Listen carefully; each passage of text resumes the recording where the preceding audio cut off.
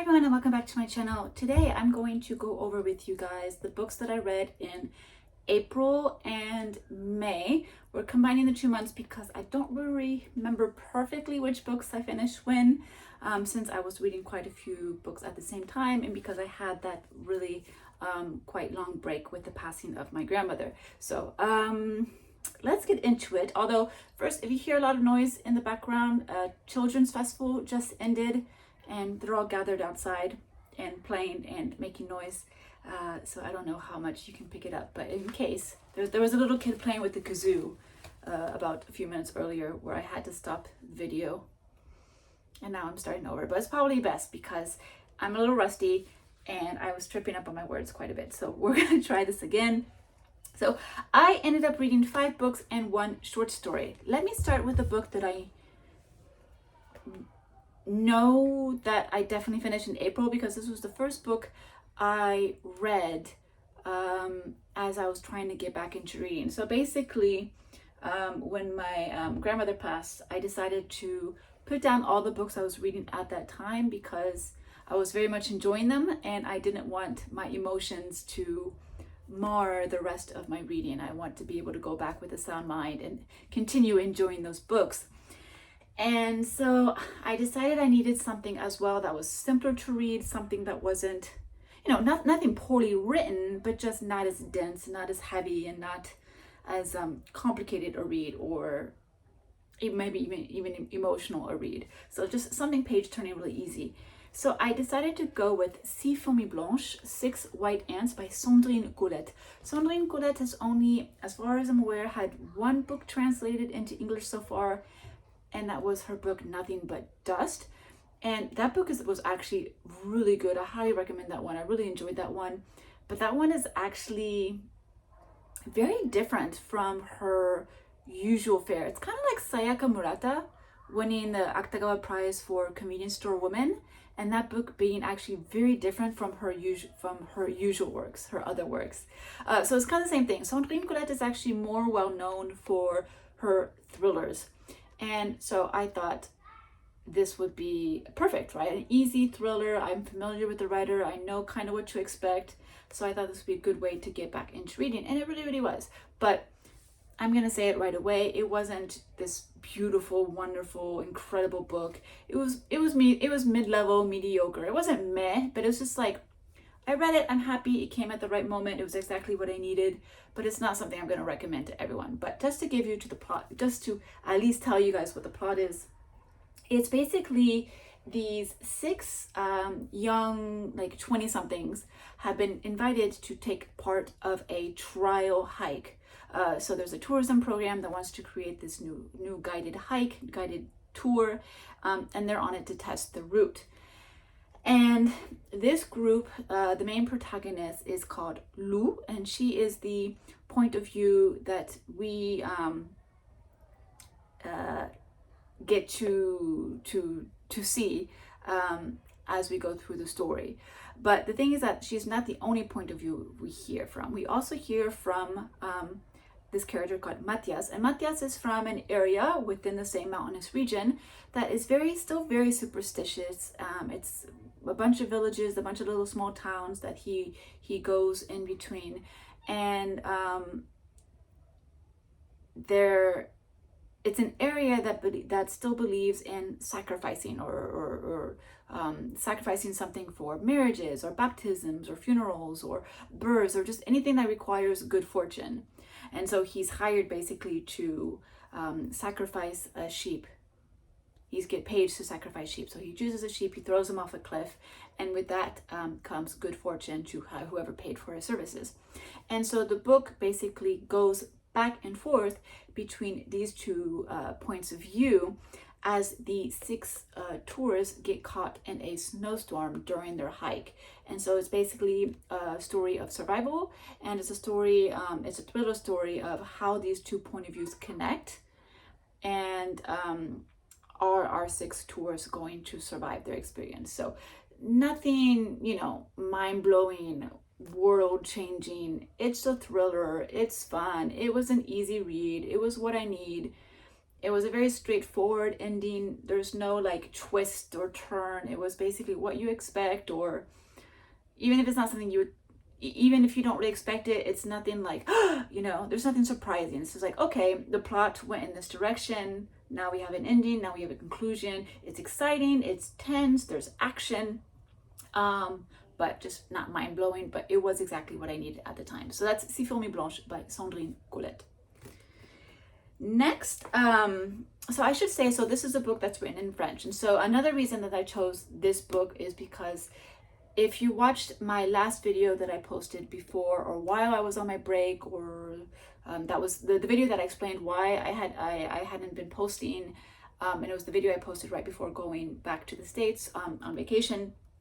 I mentioned that I was planning on reading books by French writing authors because I was participating in a Francophone group read on my online book group within the website of Library Thing. So if you know, I'm not on Goodreads at all, but I am on Library Thing, although I am under a different username. But there we are doing a Francophone reading for the second quarter of the year, and so I was trying to pick up French language books. So the next book that I read was called L'Intérieur de la Nuit, which is translated in English, and it was translated into English as In the Dark of the Night, by Leonora Miano, who is a Cameroonian author. Although this book takes place in a fantasy country, it does take place within the French-speaking area of Africa, of West Africa, but all the name places, the country places, are all fictional. But basically, this is a story about a young protagonist, Allan, who has been studying abroad in Paris to get her education. But she comes back to her mom's native town, her native village in this French-speaking West African country, to spend her last moments with her mother, who is dying. And while she is there, a group of rebels come into the town, terrorize the town, and basically a lot of bad stuff happens. And Ayane witnessed all these things happening from a tree. She was hanging out in a tree, thinking about her life and whatnot, and she witnesses all these things happening. And this book is quite sad, and it's quite sad, but it has a very strong message, and I think this message was really, really good. Basically, it ends up being a book that the main idea is that so Ayane, she witnesses this really horrific event in her mother's hometown with these rebel soldiers who are trying to kidnap the young children and to kidnap more people to join their army. And she basically wonders, why did the villagers not fight back? Why did they just let this happen? And so the whole story, the whole message is basically like, when you're in these small villages, these small towns separated from modern Africa, there's no room for moral superiority. There's no room for ethics. There's no room for any of that. It's just a game of survival. You're born, you live, and you die with the idea of survival in mind. And so that's all there is to do. There's no questioning the actions that you're going to do, because it's just, will this help me survive or will it not? And basically our main character Ayane has to see and has to experience how her perspective, coming as an outsider, it makes sense when you're an outsider, when you're a foreigner. It's easy for us to say, well, why didn't you fight to survive? Why aren't you revolting? Why aren't you doing anything? And the thing is that, like, well, who has time for that? Like, that's not the point. That's not what we're here for. The question is, will we live? Will we die if we do this action? If we die, we don't do it. If we live, there we go. That's the easy option. So yeah, it's all about this sort of moral superiority, the insiders versus outsiders, and it's just this game of survival, which really makes sense, because I have always said that, for example, when it comes to poaching, right? killing elephants, killing rhinos for the horn, selling it to markets abroad, and how it's devastating those populations. You know, rhinos, I believe is it the black rhino or the white rhino that is now extinct because there's only one male left who is too old, or one female. But in any case, what I've always said about that is that as a foreigner and as someone from a very well-developed area of the world, it's easy for me to have a moral superiority and say that poaching is bad. You shouldn't do that. But when you're living in an area where you make maybe $1 a day from very hard labor, and you're presented with an opportunity to kill an elephant and poach its tusks and sell them for $70, I'm sorry to say, but I'm going to kill the elephant. For me, that's an easy decision. It's a very logical decision. So it's very easy to have morals, to have ethics, to want to save the world, to want to save the planet, to want to save the animals when you're not fighting to survive every day. That's your every day is not a life or death situation. But when you're actually in a life or death situation, you just kind of have to go with the flow, and you just have to do whatever it takes to survive. And that's what Ayane has to confront and accept and consider in this book. And she does have difficulty with it. So it's a very lovely book. I definitely highly recommend this one. I'm very glad that I read it. The next book that I read is a huge classic in France, and that is Madame Bovary by Flaubert. Madame Bovary is a book about this young woman who is married at a very young age of about 15 years old, and she marries a very good doctor, really a good man, charming, does his work. There's nothing wrong with him. He wants to take care of her. He loves her. He wants to provide for her. He wants her to have everything she can have. And basically, she's bored. She's bored. She joined this life with no experience, no life experience, and just didn't really think about the consequences of getting married. So she tries very hard at first to be the good wife, to do the good thing, and to avoid all temptation. But eventually she succumbs to it and has an affair. And from that, she ends up spending all of her husband's money, and things get out of control until it reaches a point of a certain consequences. This is my first book by Flaubert, and I have to say I won't be going back to Flaubert anytime soon. I am not in a rush to read all of his works. It's just, here's the thing. I appreciate the plot of Madame Bovary in terms of its historical significance. So back in the day when this was published, this book was a scandal. It was such a scandal that Flaubert was taken to court for improper, just basically the production of improper writings that just were not good for society, that were deemed danger to society. And all of this because he had a woman who was a wife, who was having affairs, who was basically openly, flagrantly sleeping with other men while she was supposed to be a devoted wife. And so historically speaking, that is fascinating, and that is so good. And I understand Madame Bovary. And I think Flaubert wrote very, very well about, his male characters, and it's getting a lot louder with the festival. How he writes really well his male characters, about how they're very much, other than her husband, but the men that she has an affair with, how they're very much men creatures who are quick to chase a woman, and do everything they can to seduce her and to woo her and get her in bed. But once they have her, immediately get tired and like, okay, I conquered what I came to conquer, and now I'm done. Now I can leave her. There's a particular scene with a basket of peaches where I'm like, yep, that's like being ghosted on Line or WhatsApp or Instagram or whatever. Like just being ghosted by a man. basically is represented by that damn basket of peaches. Like, I've been there, many women have been there, many men have been there, in the society. Like, ghosting someone apparently is not a new thing. There were ways of doing it back in the past. So all of that I really appreciated, but the thing is that I actually did not like Flaubert's writing. I didn't.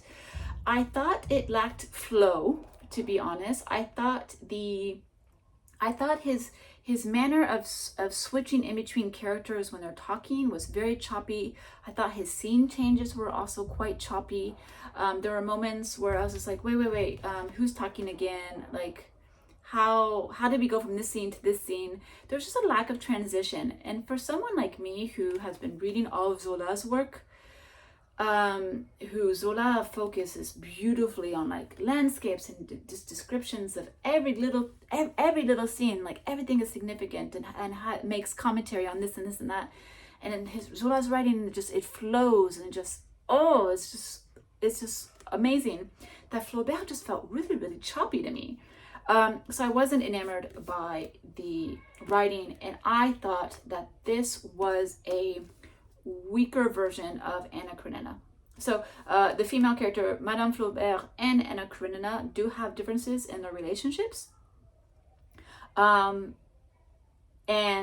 the emotions that they go through are very different. But I think when it comes to, in terms of a married woman having an affair and what that means towards society and whatnot, I do think Tolstoy's Anna Karenina was the better book. So I would go for that one versus this one. Even though obviously this is still a good book, I still recommend it. Because I mean, you can't not recommend this book, and especially since some people it's their favorite book. But just for me personally, because Flaubert's writing felt choppy, it just ended up not being my favorite. So I respect the book. I appreciated the fact that I read the book, but it's not a favorite. All right, let me go through two books that I read online. One is actually a short story. I decided because I had a week when I came back from my my leave of absence for grieving, and then I was working. I didn't read, and then I had a week of work before I left on vacation. So I wanted something easy to read, something I could finish within a week. And so I started with a short story by Edgar Allan Poe, and I read The Fall of the House of Usher. The Fall of the House of Usher, I chose that one because it's on the list of 1001 books to read before you die.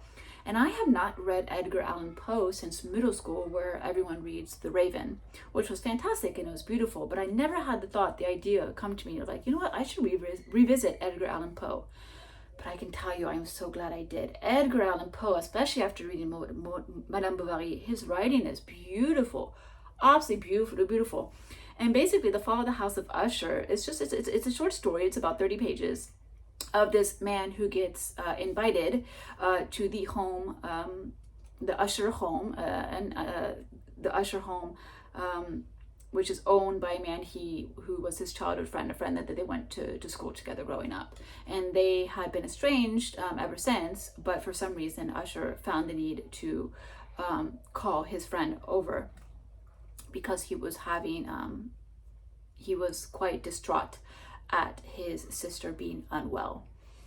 And so our protagonist goes to the House of Usher, and it's a very gothic book, like beautifully gothic. So everything is described in that really like dark, rich, kind of very atmospherically heavy writing that gothic writers do so well. And you could feel the true like the desperation and the devastation that the character of Usher feels as he talks about his sister. And it was just such a really good gothic work. It was perfect. I am going to definitely be reading more Edgar Allan Poe now that I've revisited his writing, because it was exquisite, absolutely exquisite. Highly recommend. Like, I can't wait to read more Poe because I'd forgotten how good he is. Oh my gosh. I can't, I'm mad at myself that I had forgotten. Like, so yeah, so glad I revisited it. Then I still, since that was only a 30 page short story, I still had time to read one more thing before I left for vacation. And so I decided to revisit my new obsession, Isabella, Lucy Bird. and she has written many books within East Asia. And I had the first book I read was from Malaysia, which I read back in March. And I want to read all of her books from East Asia. She has Korea and Japan. She has more China. But I wanted a shorter work, so I decided to go with her on her adventure when she visits Tibet. So I read her book Among the Tibetans, which is about 90 pages or so, and I just flew right through it. Again, beautiful adventure. She talks about how she gets there. She leaves there from basically the kind of, I mean, the country names were different at the time, but basically around the Bangladesh area is where she starts her journey. And then we see her as she goes through this about, I think it's like 3 months journey, going to Tibet, being there, visiting, and then coming back and finishing, and just all the exploits.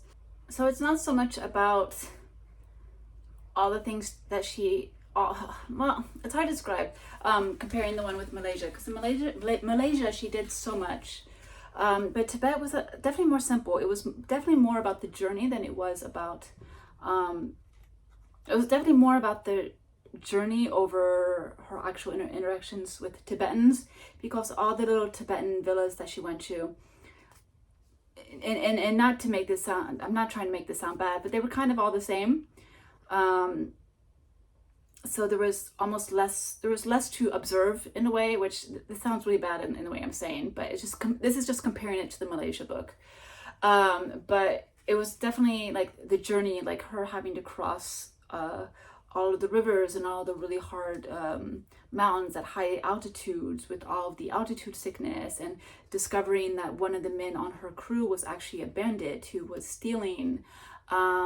Like, it was just very tense, very exciting, and very just, you could feel the danger, and she describes it so lovely.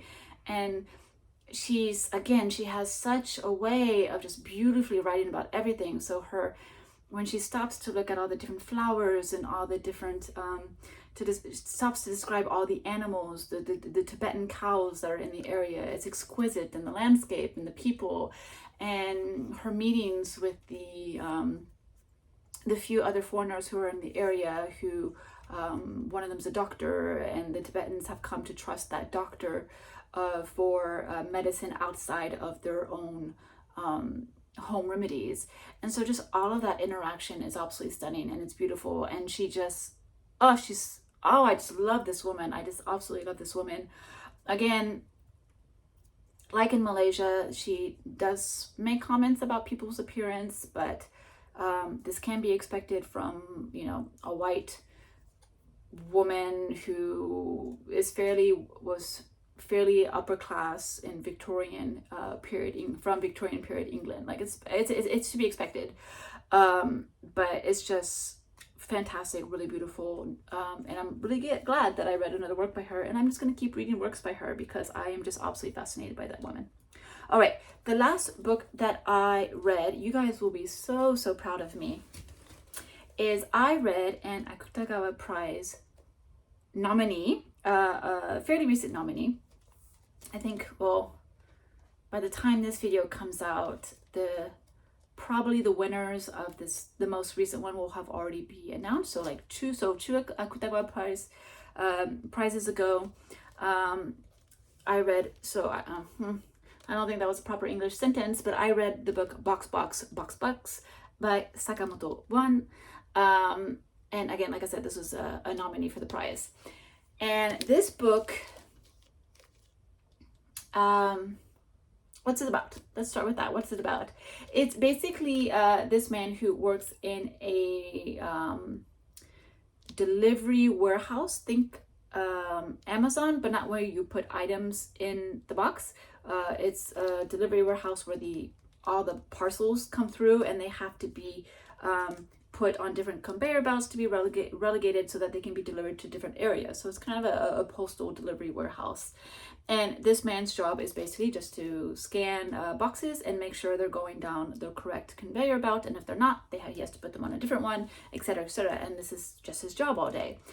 So to be able to pass the time, he spends his time imagining what are in all of these parcels, what are all in these boxes.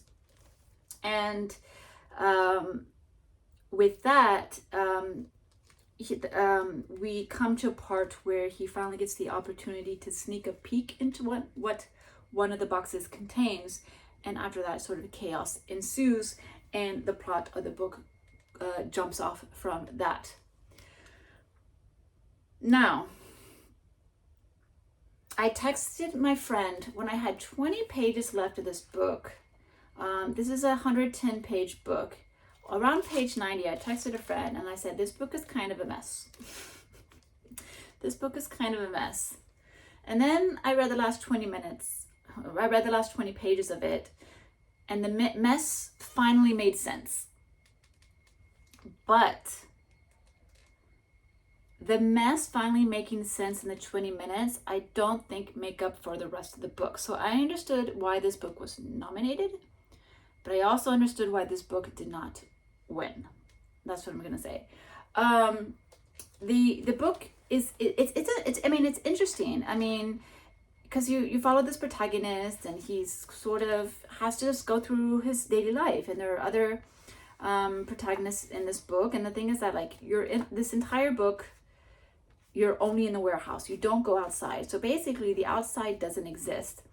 And so this book is this whole thing about, like, why do we subjugate? Why do we, I think that's the word, subjugate ourselves to this? Like, why do we allow ourselves to live these existences that are so incredibly mundane, and we don't enjoy ourselves, and we do whatever we can to just get through the day, while all the time we have actual worries out in the outside world, and we have actually things that we could be interested in the outside world, but we have no ability to do them because we have to make money and we have to survive. So the message is there, but I think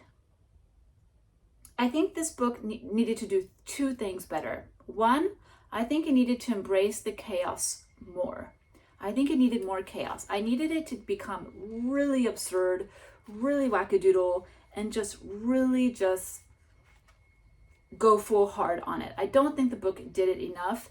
And because of that, the last 20 pages, which could be dubbed a sort of reveal, if it's not, even though it's not like a reveal in terms of, like, you know, a thriller kind of reveal, like a plot twist, it's still a reveal in terms of what the message of the book is. But I think it would have been stronger if we had just gone into full chaos. Like, think Kobo Abe kind of chaos. No, the Boxman kind of chaos. The Kangaroo Notebook kind of chaos. I think this book would have done much better if it had gone more, again, wackadoodle. And then I think another thing that it could have been stronger on is really making more of an effort to say something about the daily sort of societal things that the protagonist interacts with. So, for example, our protagonist works the day shift, and when his shift ends and the night shift comes in, basically there's a bus of all Vietnamese workers that come in to do the night shift. Now, it's a very well known thing in Japan these days that now the Vietnamese are the highest. Has the highest population of immigrants right now in Japan. It used to be before it was either Chinese or Korean. I believe it was Chinese, but now Vietnamese are the highest population of immigrants, and they mostly do the jobs that are more like factory type work. They work in all the convenience stores. If you read Convenience Store Worker by Sayaka Murata, there's one point where she does have a Vietnamese co-worker.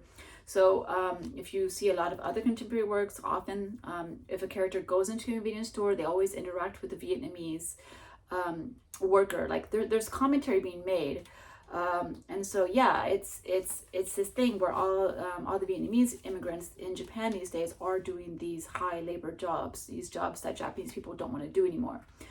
But he doesn't really address it at all, and I mean, obviously you don't have to be like, let me introduce you this and tell you exactly how this relates on a societal level. You don't have to be that obvious.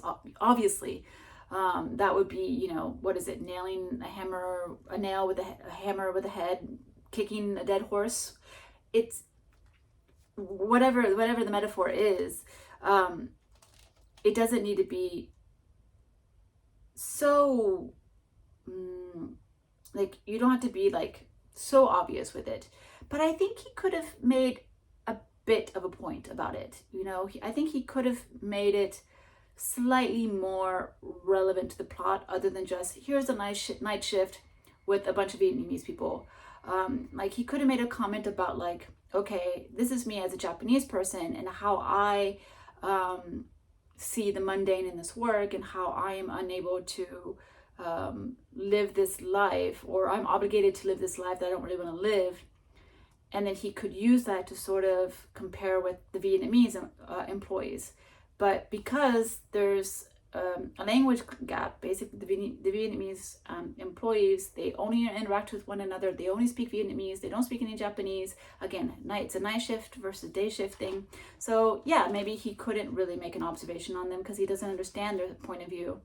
At least the protagonist couldn't, but could the author have? So I don't know.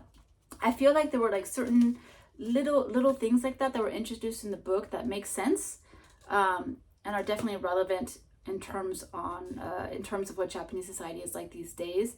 But I just don't think it made enough of a point. So like I said, I didn't hate the book. Not at all. Like, I still enjoyed it, and I understand the message at the thing. I think it wrapped up in an interesting way that made sense. But I just think the author could have pushed it a little bit more. Especially with such a good cover, right? Like this, and with that title, like, it's such a good title name as well. But I just think it needed a little bit more. I wanted it to push a little bit more. So again, I understand 100% why this book got nominated, but I also understand why it did not win. So there you go. These are the books that I read in April and May. And I look forward to telling you guys about what I read in June, which won't be that much. But that is what it is. Anyway, thank you so much for watching, and I will see you guys in my next video. Bye!